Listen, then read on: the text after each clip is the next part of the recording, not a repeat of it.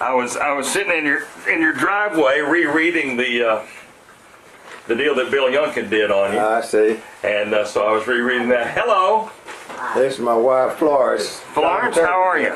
Very good. Tom Turbiville. Good to see you. Good to see You doing all right? Yeah, fine. First time I've had the honor of meeting you. I know a couple of your sons. Yeah. Okay. And Well, Stuart runs Kling Engineering pretty well now. right. And Right. Chris, or Kid as we call him, is practicing law mainly up in Dallas right now. Right. I knew that he had moved up there and was, Well, he sort of comes- commutes. He comes commutes, in on right. the weekend. And, right. and then David, our youngest son's over at, Right. he works for an outfit about like Kling Engineering at Yeah. Marble Fall. Right. Now, where's your store here in town now? Where's the engineering? 'Cause I know where it used to be. Well, you know where what we call, I call the old Anco building on Texas Avenue. Yes, sir. That we own that. That's where Kling Engineering is. Okay. Now, are you back there? Remax has got half of the building. Who does Remax? Remax. Okay. Well, now you all are back in the other half of the That's building. right. You see, because you all were there. That's and right. then you left and the radio station went in. That's 'Cause right. I went to work for the radio station I see. right after they went on the air in 1990. Okay, well, we moved over to the building, just Brian Place, the building next to that, Right. back this way on the same side of the street. Right. And then that, after the radio station left and everything, that building became available. Right. So y'all went back we in there. went back in. Okay. Yeah. Because when I first went into the radio business in 1990, that was my office Was it? where you all were, and now Okay. you're back in there. Yeah. That was Yeah. our place. So Yeah. I'm very familiar with that. Yeah. As a matter of fact. Yeah, we started out Kling Engineering upstairs in the house here. Right. Yeah. But then we had an office over on 29th Street. Right. Well, tell me about your service. I've read, hear about it, and I know that you. Well, I don't know. I don't know how much of this you want or whatnot, but back in 41, the draft was in effect, and Right. and there were various categories of draft from 1A, I guess, to I think 4F or Right. something. I was in 1941. I was working for a surveyor and an engineer in Bay City. Right. Of course, I was registered for the draft, and my draft number came up. Mm-hmm. The fellow I was working for was a county surveyor, and we did a good bit of work for the county. And I was working for a survey crew. Mm-hmm. The fact that we were working for a government, a certain amount of the work was, that entitled me to a 6 months or a year deferment. Right. At that point in the draft, the way the draft works, you went in and served a year and got out. So I said, no, I'll just go ahead and serve my time and get out. So in October of 41, I was inducted into the Army. Mm-hmm. And went to Fort Sam Houston over in San Antonio.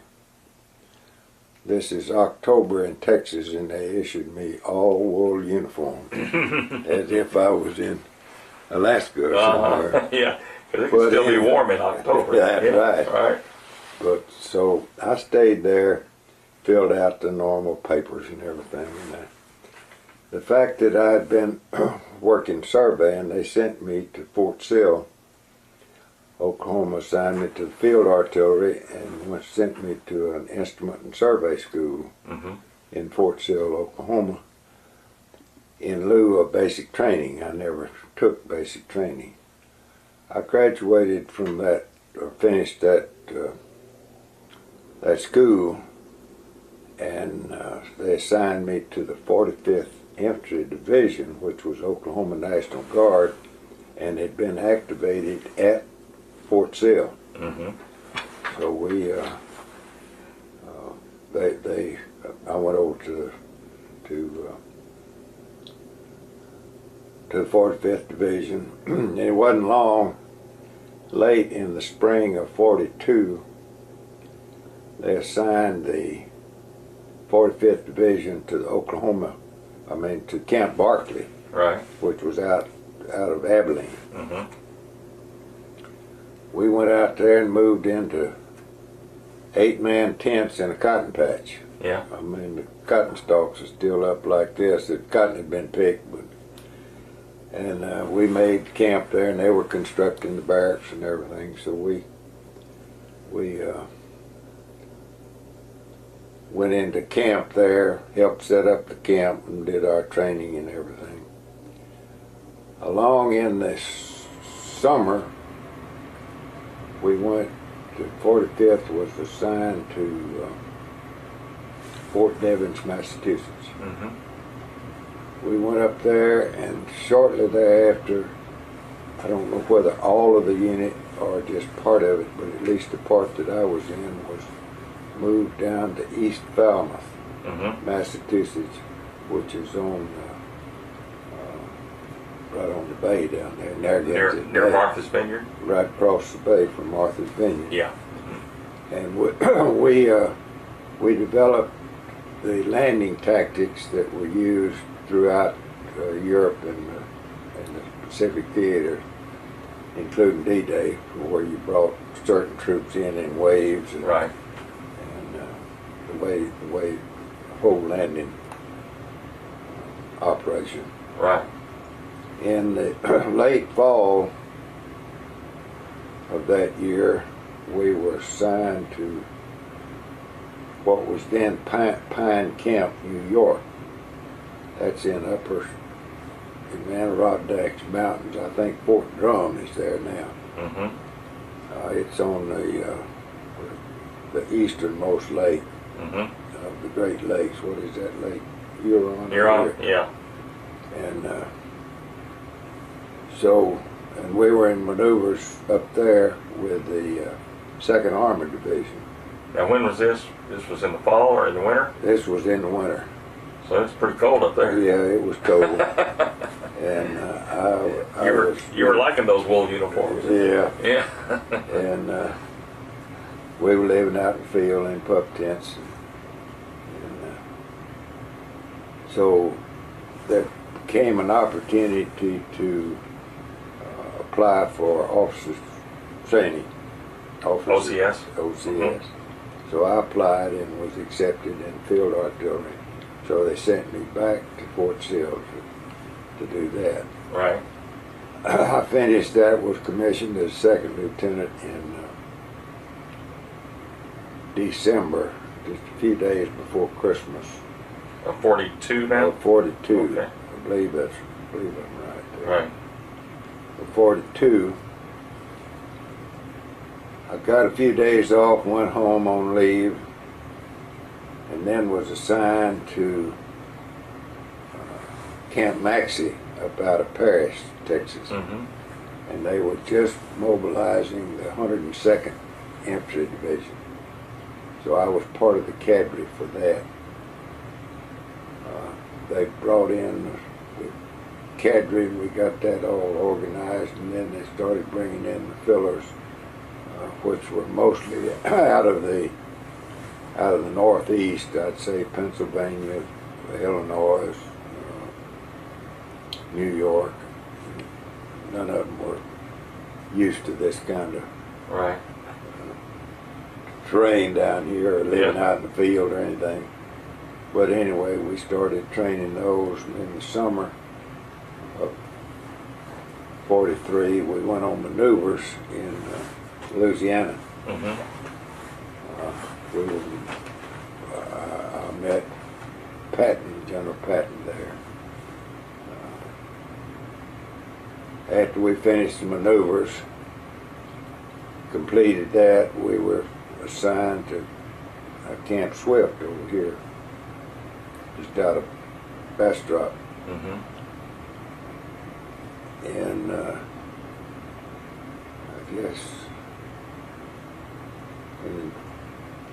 I guess late spring of '44, we were assigned to Fort Dix, New Jersey, and we were just turning in some of our old equipment, and getting ready to go overseas. And in the fall, I guess it was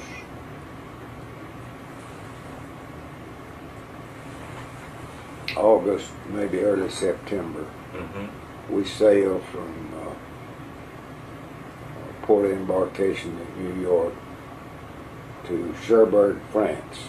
Mm-hmm. We were the first big contingent of troops or division that I know of that went directly from the States to Europe. All the other previous troops had gone through England. Right. So we landed at Cherbourg, and What kind of a boat ride was that? well, it was a big convoy. Yeah. I'd say in the neighborhood of, I don't know, hundreds of ships. Right. You could look out over the horizon as far as you could see on a bright day. There were ships, and there were several hundred yards spacing between ships. Right. And around the perimeter were the sub chasers and the destroyers and the destroyer escorts. And you went straight to France because by that time they were looking for the war winding down. Yeah, about this time So- of when Paris was being liberated. Yeah. Before the Battle of the Bulge. That's right. Right. So we landed at Cherbourg, lived in pup tents, stayed in pup tents out there, and I, along with several other officers, including our executive officer, which was by then I was assigned to Division Artillery Headquarters, Mm-hmm. and I was in the intelligence section, in the S2 section, and responsible for the training of all the and operate all the survey operations in the Division Artillery. Mm-hmm. The executive officer, Colonel Watkins, out of the 102nd, was, and a few other officers were assigned to run the Red Ball Express. The Red Ball Express was a trucking operation operated by the military that picked up supplies from the beaches at Normandy and the ports that was open by that time, taking everything up to the front lines to where the combat was and coming back. And we did Now that. these supplies that had been left at Normandy following the invasion? And No, they were new supplies. Oh, these were new supplies that had come in. Everything from gasoline to ammunition to food to whatever they needed up there, that's the way it was moved. Okay. They had come in by boat and they That's needed right. to be trucked to the front lines. That's right. Okay. In the early days, it had been brought over in, of course, freighters and offloaded onto lighters in the off the coast of France, and then Right. brought in and just stacked on the beaches there, just acres and acres of supplies. Mm-hmm. So we ran the Red Ball Express, 500 trucks and trailers. We had two camps, one on each side. We took one of the main roads in France that was going up to the front, made it one way going up and another highway going back, nothing but military traffic on it. We didn't worry about, well, there wasn't any civilian traffic. There wasn't any of these, what do they call them over there in Iraq now, these,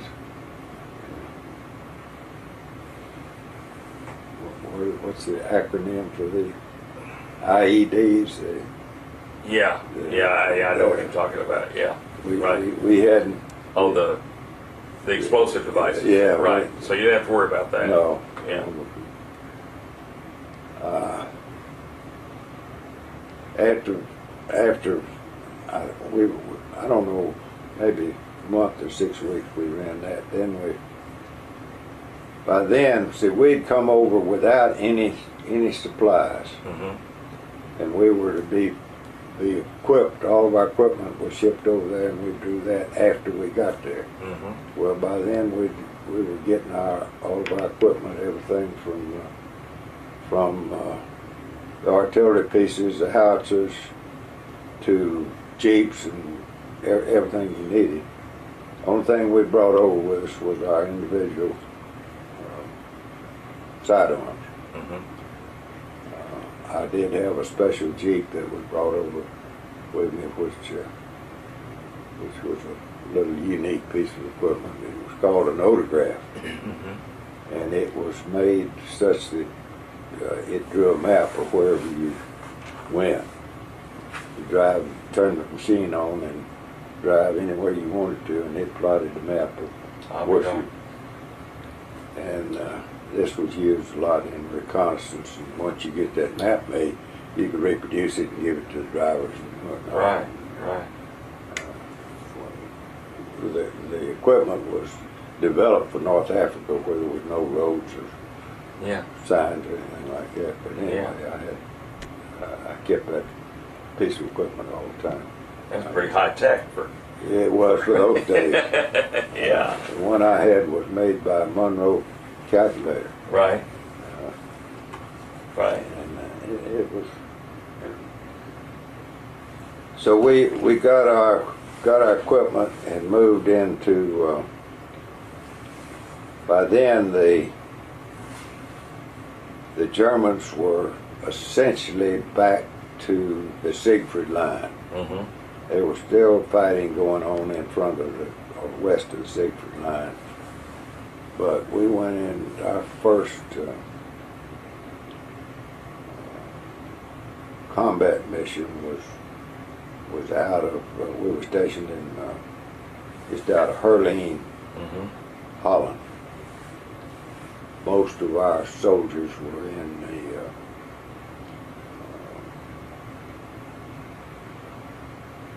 buildings that were used for port of entry between Holland and Germany. So breaking your chair. Don't worry about that. That comes over. That's okay. You keep talking. I'll put it together. We and some of the most severe fighting that we were involved in was through the Siegfried line. It had the west front of camouflage pillboxes, a lot of them in camouflage houses and whatnot.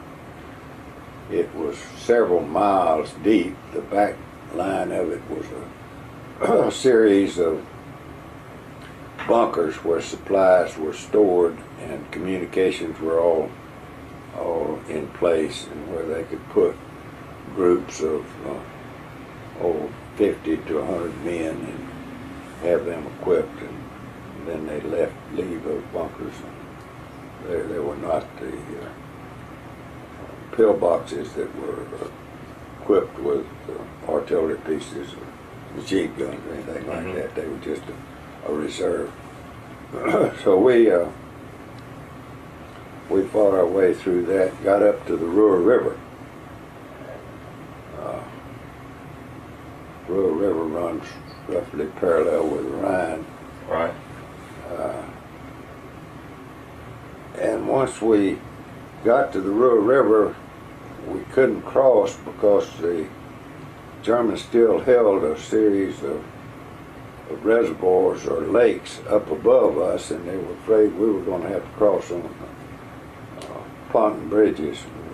They were afraid if they got these bridges out there and we got across or partly across, and they blew these dams up above us, that we'd be cut off over there. So they waited till the Americans or the Allies took those dams up there. Well, this is in December by this time of 1944. So before they took those dams, the Battle of the Bulge came about. Yes, sir. We were on the north edge of the Battle of the Bulge, really not affected by the battle, except that our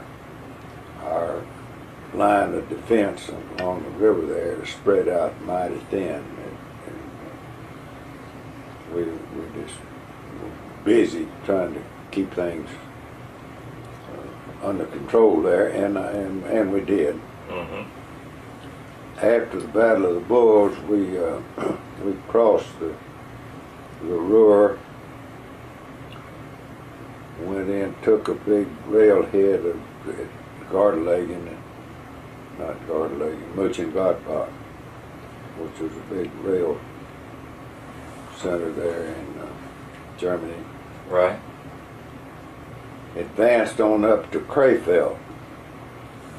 Krefeld was a town about, I don't know, maybe 50 miles down the Rhine from Cologne. Mm-hmm. Pretty good sized town. We stayed there until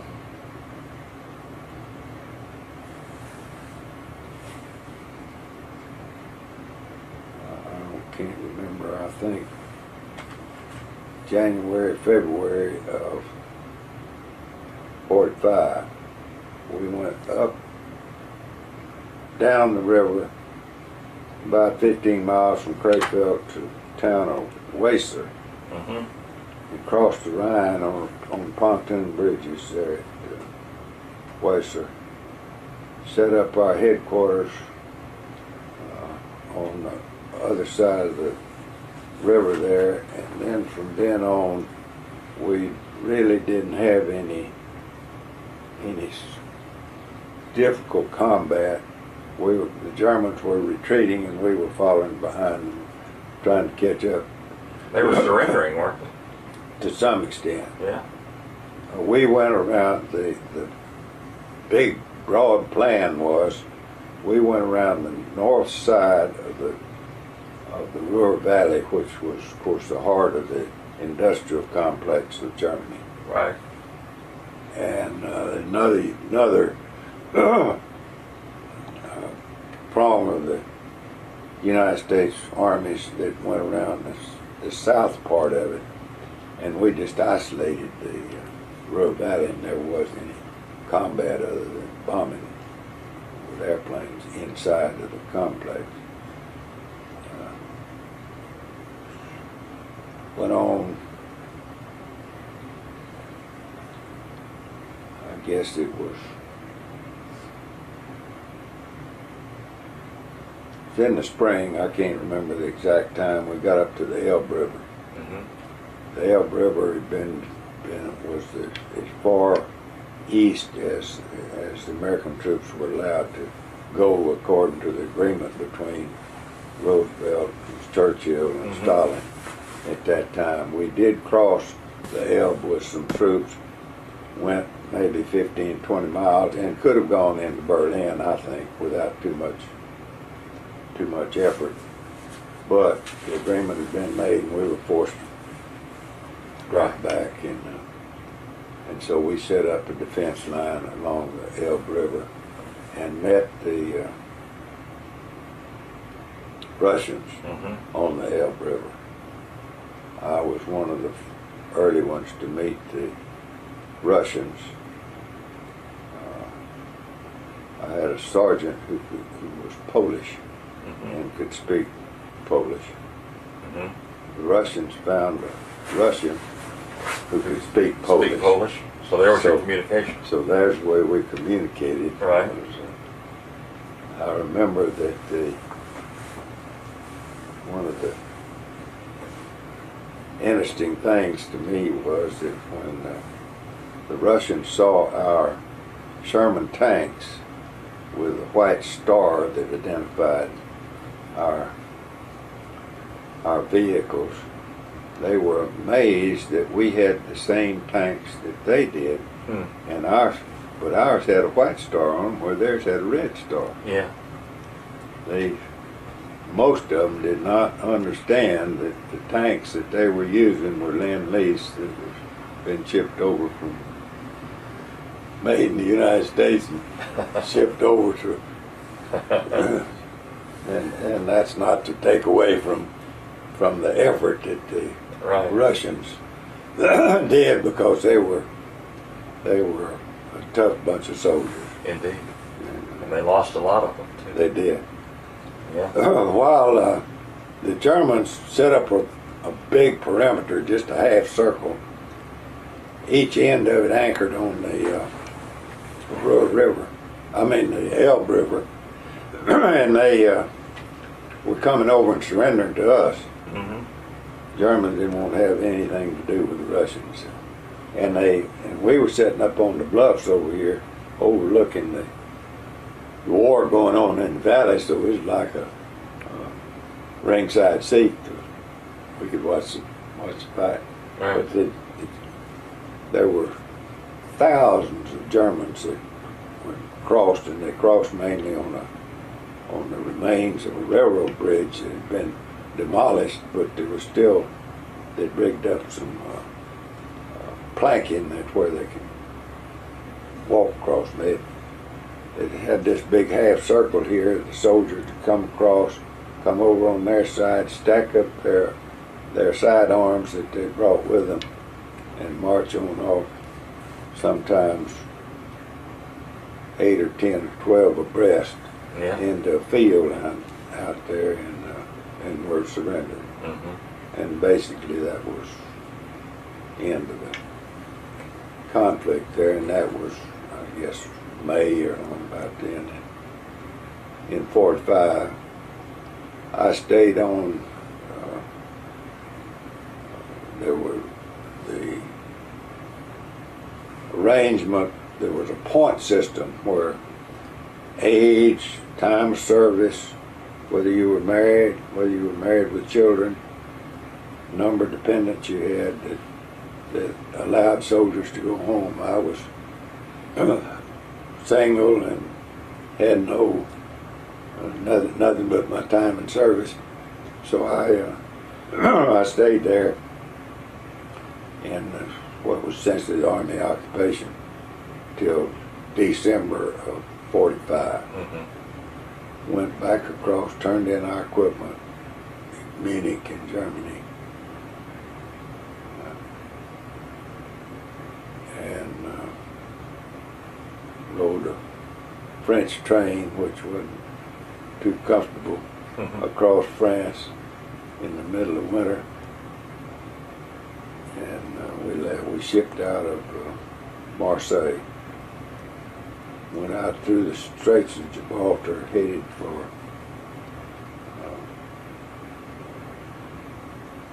Hampton Roads, Virginia.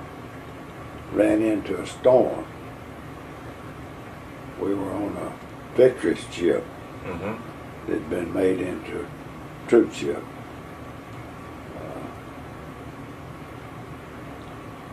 The storm got so bad. Victory ship's pretty good vessel, lots of them made. Well, you'd look out the porthole window and you'd look up 50, 60 feet and see the top of the wave when we were down in the trough of the wave. Wow. So they changed the course and we turned south and detoured and went around that storm, which added another week or 10 days to our trip home. But in early January, we got home, and That's pretty frightening to think you survived the war and now you were headed home and that's whether right. the storm was going to get you or not. All the lines on the ship, as the seawater freeze, Right. just ice built up on them till they were Right. 4 or 6 inches diameter. Yeah. Nobody was allowed out on deck. The sailors that had to go were put on safety harness and were tied to something before they could Right. get out on deck. Right. So it was.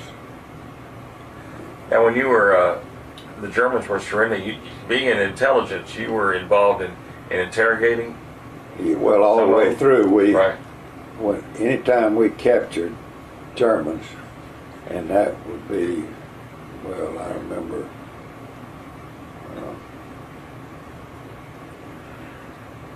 in New Year's night of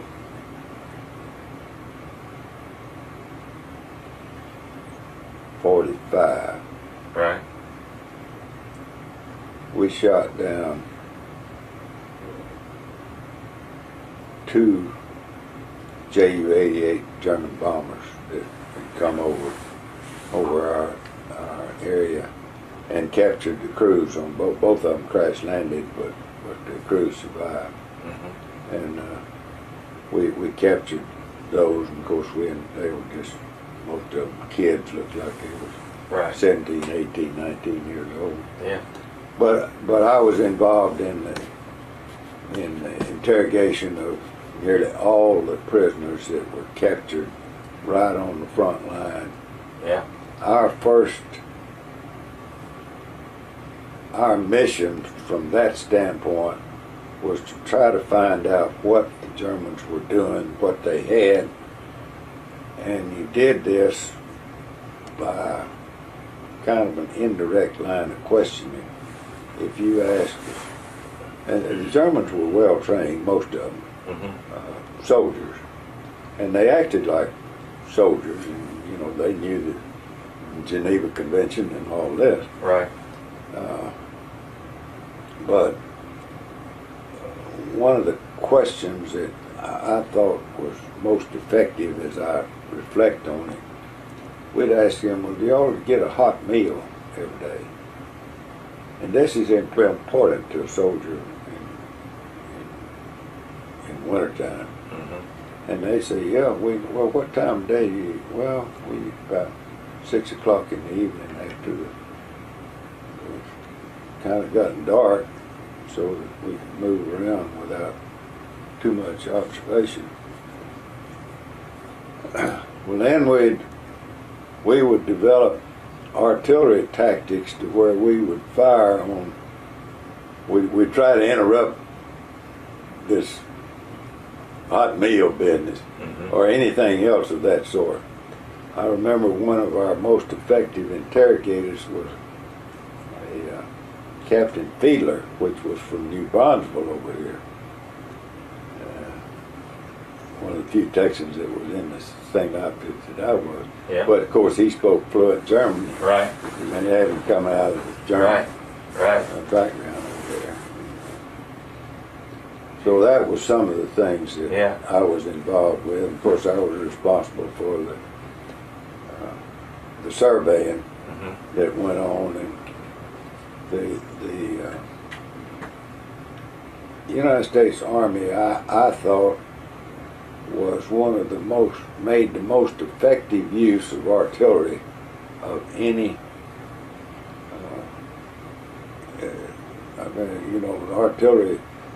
The kind of artillery that was used in World War II, the basic plan for it was developed by the French in World War I. But we used our artillery much more effective than the French did. Yeah. And the Russians, they had lots of artillery, but they just lined them up wheel to wheel and shot in that, like shooting a shotgun. Yeah. They just put lots of shells out over there somewhere and hope some of them were effective. And they were. Where we tried to make every round effective, and I think we did. Exactly. And one of the ways that you do that is to know where every gun is with respect to every other gun. Then once you can fire on a target with one gun, you know how to aim and point and all the others. So, Right. Surveying. So that's essentially. And learning that was part of surveying. That was. Yeah, that was. I learned the basics of that. Where to aim. Yeah, that's right. Yeah. Of course, we used forward observers. Yeah. To adjust the fire, but and you can survey with an artillery piece. Right. Once you know the direction that the gun's pointed and where it's hitting, then you know the distance and the direction that that gun's pointed, so you can effectively, and that's a crude way of measuring, Yeah. is using the range of an artillery piece. So people that drive around town, they see survey crews, they think back, and that same technology, the premise of that engineering was used actually to fight the war and make our shots effective. That's right. Yeah, that's pretty fascinating. I think a lot of people don't look at it that way. Well, there's more surveyors used in artillery in World War II than were anywhere else in the military, including the Corps Engineers. Right, right. So you came home, you were discharged, what, in 46, I guess? discharged in 46, And went back to surveying. went back to surveying. And when did you and Florence meet? Well, Had you met before the war? no. Yeah. It's not Florence, it's Flores. Florence, excuse me, I'm sorry. F-L-O-R-A-C-E. I'm sorry, Florence. Okay. Jeez. Yeah, I put an N in there. I bet other people have made that mistake. Yeah. Okay. They do. It's like Florence. Kling is always king. Yeah, right. To a lot of people. Florence. Okay. When did y'all meet? We met in, I guess, 47, wasn't it? When I got back from Flores, at that time, was working for the FBI. Uh-huh. One of her best friends, who worked with her in the FBI, was married to my brother. I see. My brother had been he was in the 2nd Infantry Division and in the Battle of the Bulls. Uh-huh. And he had been wounded and sent back home early. And he had he married Donna, and then it was through that connection that I met Flores in 47. And Where were y'all living now? well, I was working she was in Houston, Uh-huh. and I was working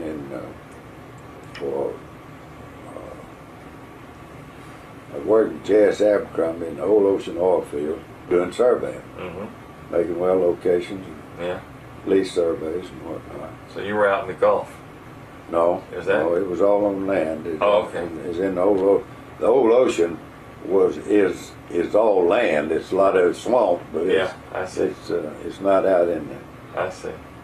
the Gulf. So y'all got married in 49? We got married in 49. In fact, last Sunday was our 57th wedding anniversary. Well, congratulations. That's wonderful. And then, but you entered Texas A&M after that. So after That's the war, right. when you entered A&M, right? We got married on February the 19th of 49. Living in Bay City, and we talked about it. And I had a pretty good job, but I had gone as far as I could go, and the company told me, I said, you know what you're doing, but we've advanced you about as far as you can go until you can get some more education or something. Mm-hmm. And so we talked about it, decided, well, I had the GI Bill, and she could come up here and get a job, we hoped, and she did. She came up in the summer of 49 and got a job, and then in the fall, I enrolled in civil engineering. So you were older than most freshmen, weren't you? You were about a 30-year-old freshman? Yeah, I was 13 years out of high school. Uh-huh. I graduated from high school in 1936 at Casa, Texas. What, were you about 17 then? Yeah. Yeah. Yeah, 17 years old. Right. So you were a 30-year-old freshman at That's A&M. right. That's right. Out at Annex at Bryan Air Force Base then. So now did you, And I mean, you'd been through the war, you'd been in all of that, you were freshman at A&M, did you have to be in the Corps? no. Okay. I was going to No. say, you sort of been there and done that. You Well, they gave me, in fact, they gave me credit Uh-huh. for the military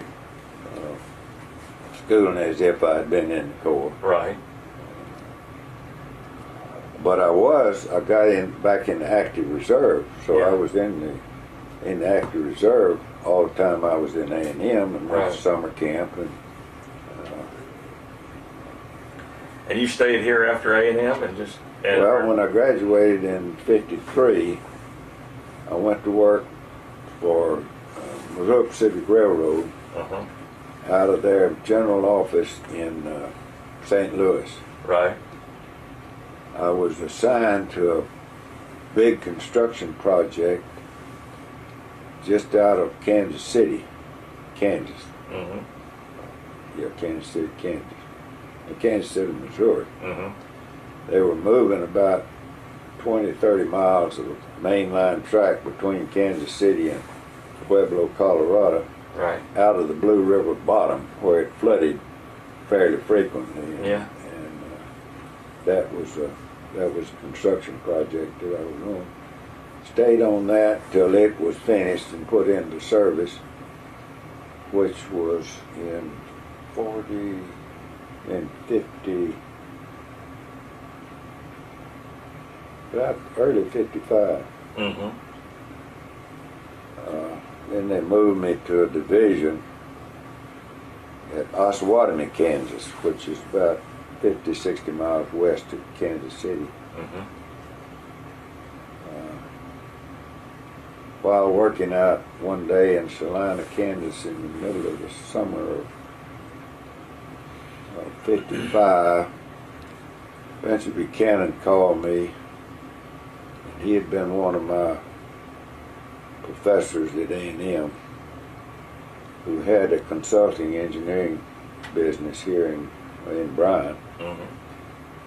He wanted to know if I wanted to come back and go to work for him and start a survey division for his consulting business. And I said, when do you want me to start? Yeah.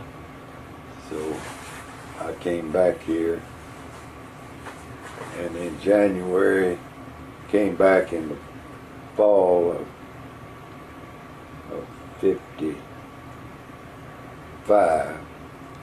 In January of '56, we moved into this house, and we've been here ever since. Wow. I worked for him for 20 years, and then long. So y'all have been here 50 years? Yeah. I'll be darned. Yeah. Yeah. Yeah. And, There's a lot of people in this area, in this neighborhood, have been here a yeah, long we time. get to be kind of senior citizens around here now, but Yeah. this is an old, doesn't change much. Yeah. We've No, enjoyed it. I visited, I was somewhere, does Mrs. Good live somewhere near here? Sarah Good, I think she lives somewhere around Well, this she area. lived out in the knoll, if I remember. Yeah, right. that's right. Yeah. But Philip was a good friend of mine. I Right. did a lot of work with Philip. Sure. And, when he was running the title business, of course, Right. started teaching over at A&M. exactly. And, Exactly. And then you started Kling in 75? Yeah, Uh-huh. 75, along with Stuart, our oldest son, Right. who now runs Kling Engineering pretty Right. well. I still go down there on a fairly regular basis. Just to make sure they're doing it right. Well, I don't say that, but mainly get out of Floris's hair. Just for some place to be. Yeah, that's good. But I still enjoy it, and I Right. think Right. I contribute to the effort. But Yeah. it's still fun to me, and it's still my career professionally and otherwise has been a very satisfying one to me. You bet. I've seen this community go from 20,000 people plus to what it is today. Right. And been involved with many of the subdivisions and projects that have made the community what it is today. Exactly. Exactly. The edge of College Station, when Yeah. we moved into this house, the edge of construction basically was about 300 feet down here at the end of Pershing. Mhm. Pershing ended Mm-hmm. at Mr. Schwartz's farm, Right. and M.G. Perkins with Woodson Lumberyard bought that land, and I started the first subdivision to extend that street on down there, and it Yeah. went on, going on from there, and it's been a good place to live. And, Remember talking to AC Benzant one time yeah, at the barbershop. And yeah, talking about there at Redmond Terrace. That was the very end of town. that's right. You'd see people coming in over the hill. You knew they were coming into town. That's That was right. yeah. Yeah, AC's still cutting hair over there. They've That's moved right. over across the street now, but yeah, yeah. yeah. In fact, I went down there to the shop. We call it the barber. Monday, I believe. Yeah, we call it the barber of the stars because all of us on the radio, Yeah. in the radio show, we all get our hair cut there. Do you? Yeah. Good. Huh? Yeah. Leonard got me last time. Uh-huh. Yeah. Well, this is a great story, and I'm really looking forward to telling it on our TV show. Like I told you on the phone, I hope it'll fit into your schedule. Now, you said on Wednesday you have a rehab at what time? Let me look here. 3:30. Okay, well, we'll have you out of there.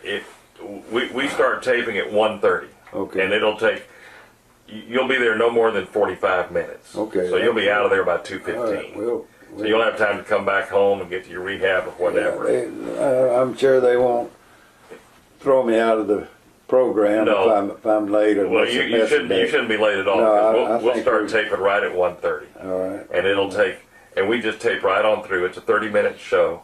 And I say start taping at 1:30. They have to get a few things done and all Sure, that. And then we'll sure. start taping and we'll just go straight through for 27 and a half minutes. And we'll just be talking much like we're talking now. We won't be able to go into quite as much detail. I understand. And I'll just I'll guide the conversation and sort of move it along. And it's very comfortable. You're sitting in a chair. I'm sitting in a chair. We're just talking pretty much like we're talking right now. Okay. You know where KAMU television station is on campus? Yeah, over there. It's a one-story building on Houston Street. Yeah, right back behind the Where the police station used to be over yeah. there. What's that building? there? Well, right now it's the former students building. Yeah. It's where Former and student the foundation, new foundation building. foundation building. Foundation right. building, Yeah. right? That's Houston Street. Yeah. You just turn in there and go up just a little ways, and it's a one-story building on your left. Okay. That's where KAMU is. Okay. And you can turn in right after the building, Okay. and there's a parking lot back behind that building. Okay. And you can park there behind the building, Okay. and there's a ramp that goes up to a back door, To the back door. yeah, All right. of the building, and All right. and that's where you'll go. And I'll be there. I'll be there by 1:15. If you can maybe be there by 1:15, we can All get right. started on time, Okay. and it won't take us any time at all. All right. Do you have any? You got any pictures? Well, What do you yeah, got? but we hadn't I saw had a this picture chance. that I saw this mugshot that they used. If you got that handy, I'd like that one or anything else that you Well, got. we can't find all of our stuff. I understand. But, Let me see what you got there. Oh yeah, you got yourself a. Now this is the family. Uh-huh. The This Kling. is your family? Yeah. And, Is this your mom and dad? No, that's my grandfather. Oh, your grandfather. And Okay. grandmother. Oh my goodness. And come on over here. Look at this. That's my mother and daddy there. Uh-huh. That's Yeah, there's the picture that was in the paper. That's me there. Yeah. Right. That's my brother, What was your brother's name?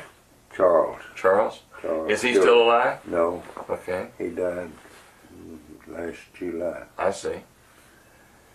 So was he an older brother? No, he was, Younger brother? Yeah, he's 4.5 years older. Okay.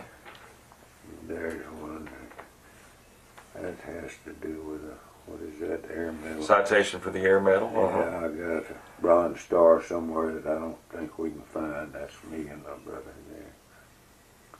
My brother and me, I guess. Oh, these are some good pictures. Is this your wedding? Yeah, yeah, cut wedding cake there. So I don't know if you want to take that. I do. I want to take this and scan some pictures, and then I will give it back to you on tomorrow. All right. Yeah, because we're talking tomorrow. There you go. Oh, there's. Is this Flores and the Yeah. First Lady? Yeah. Yeah. Florence got in trouble. politics in the Republican Party. There's Flores and the other first lady. You just... Yeah.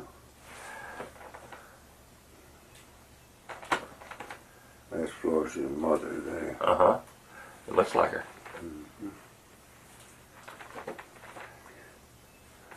That's his her daddy. He was a fireman in Yeah. Dallas. Somewhere we've got some old pictures, but I don't know where they are. I can't think of this. You think you might have some somewhere of overseas, or? Yeah, I got one or two that's. But you don't know where they are. No, I can't. That's okay. Yeah. That's okay. We have a better story to tell. That's okay. That's not. If you find any between now and tomorrow, you can bring them. But if you don't worry about it. I've got a good mugshot here, and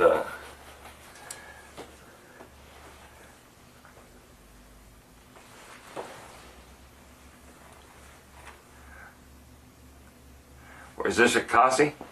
Yeah, that's your Kasi football team. Yeah, that's Cassie. Where are you? I think that's me right there. That looks like you. Right next to the coach. William Crane was the coach right there.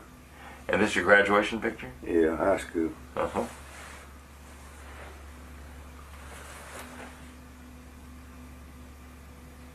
I'll take this and I'll give it back to you tomorrow when we see each other, okay? Okay. Great. And if Flores wants to come, there'll be a chair there for her to sit and watch us do it. Okay. B.J. Bill Kling started Kling Engineering in 1975, but by then his own surveying skills had been tapped in most every arena that you can imagine, including in World War II as an infantry soldier with the 102nd. His unit sailed overseas late in the European campaign in 1944 in time for the Battle of the Bulge, in time to witness the surrender of thousands of German troops, many soldiers who were interrogated by Bill Kling. After the war, Bill Kling entered Texas A&M as a 30-year-old freshman. After the war, he met Flores, and they've been married for 57 years. Like so many soldiers of that time, what was supposed to be a one-year hitch changed after the events of December 7th, 1941. October of 41, my draft number came up, and I had an opportunity to be deferred because I was doing some work for Matagorda County, living in Bay City. I chose to go ahead and enter the service and serve my year's time and come back and get about my life. But Pearl Harbor came along about that time, in December of that same year. So it was almost 5 years later before I got to take up my civilian life again. Bill Kling moved from base to base, Fort Sam, Fort Sill, Camp Barkley, eventually to Fort Devens, Massachusetts. And our mission there and what we did for the next several months was to establish the routine that was used for landing craft throughout the Pacific and European theaters. In the winter of 1942, Bill Kling found himself stationed near Lake Huron in New York. Pretty cold there, so he looked for a change. Snow was about 2 feet deep, and it was cold. Being from Texas, I was ready to get out of there, so there was an opportunity to apply for officers training school. So I applied for officers training and was accepted and sent back to Fort Sill for officer candidate training. In December of that year, I was graduated as a second lieutenant. In January, assigned to the 102nd Division, which was being formed at Camp Maxey. That was in Paris, Texas, where he was joined by other soldiers from New York, from Illinois, guys not quite accustomed to the Texas terrain. Well, they'd spent their life on concrete pavement, and they didn't know about post oak trees and grass burrs, and we'd go out in the field, and it was a real learning experience. More moving for Bill Kling from Paris, Texas to Camp Swift near Bastrop to Fort Dix, New Jersey, eventually to New York for a direct boat ride to the European theater at Cherbourg, France. Tomorrow, Bill Kling will talk about his service in Europe, the Red Ball Express, how his skills of surveying were used to fight the war. I'm Tom Turbiville. This is Bravo Brazos Valley. Brought to you by Meese and Associates. If you are in need of legal services, please consider calling Meese and Associates, attorneys at law. Meese and Associates, an involved community partner. Meese and Associates, attorneys who care about helping you and helping our community. Call us at 846-9608. Licensed by the State Bar of Texas, not certified by the Texas Board of Legal Specialization. Meese and Associates, attorneys at law. 846-9608. Because the first thing that we did when the artillery battery and battalion went into position was to tie the 4 guns in a battery together. The next mission was to tie the 3 batteries of the battalion together.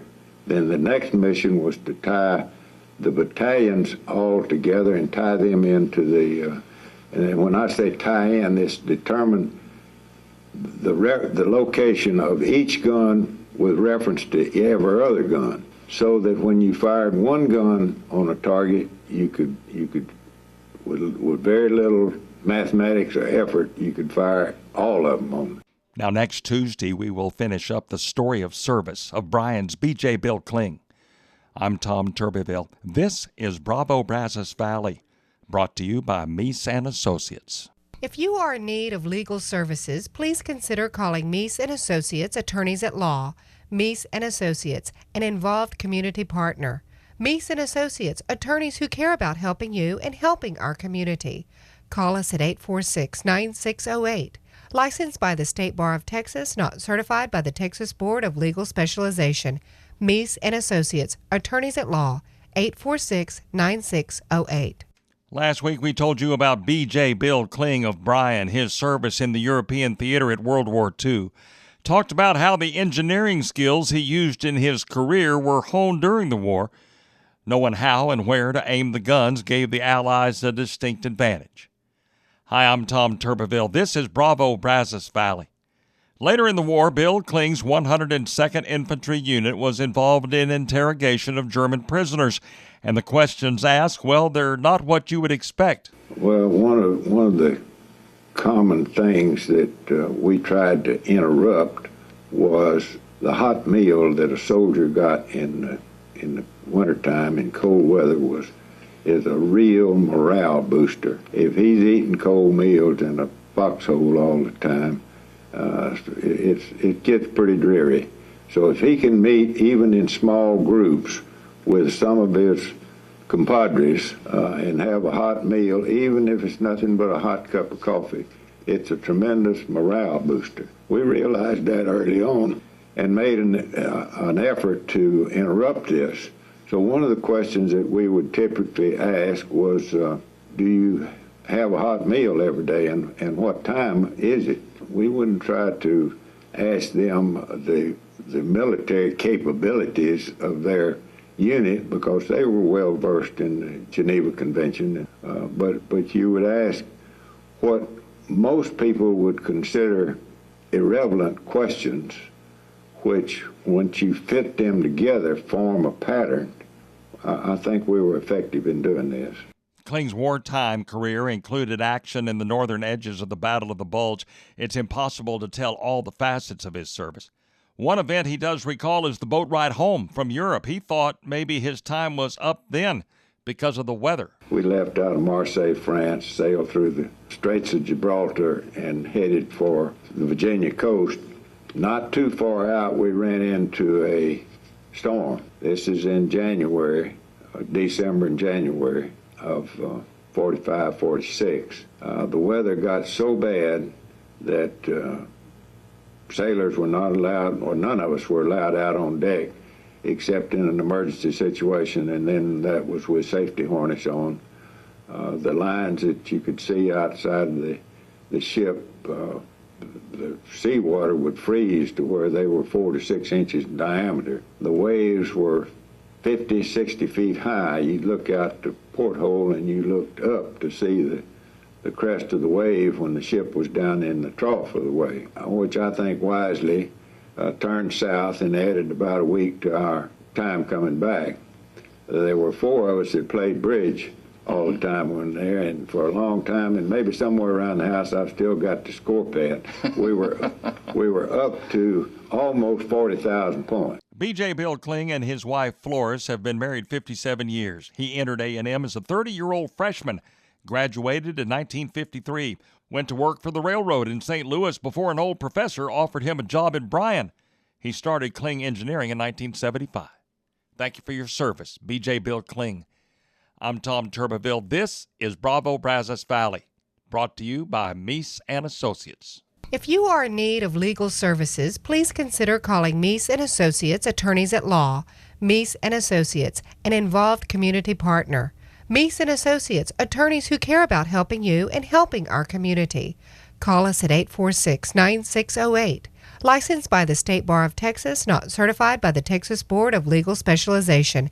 Meese and Associates, attorneys at law, 846-9608.